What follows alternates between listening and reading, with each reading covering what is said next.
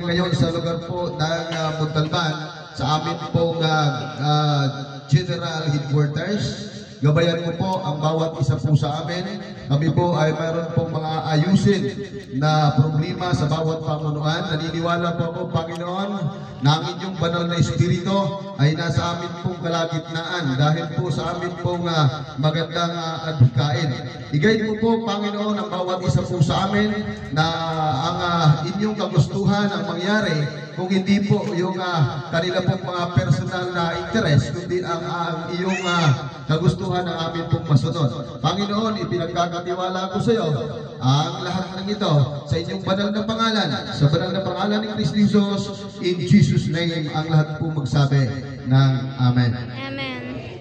Okay, ibibigay ko na po ang kapangyarihan sa ating pong presidente ng Guardians Unified Command, PCGS, Pres, bilang presidente, siya po ang ating pang tawag yan, presiding officer.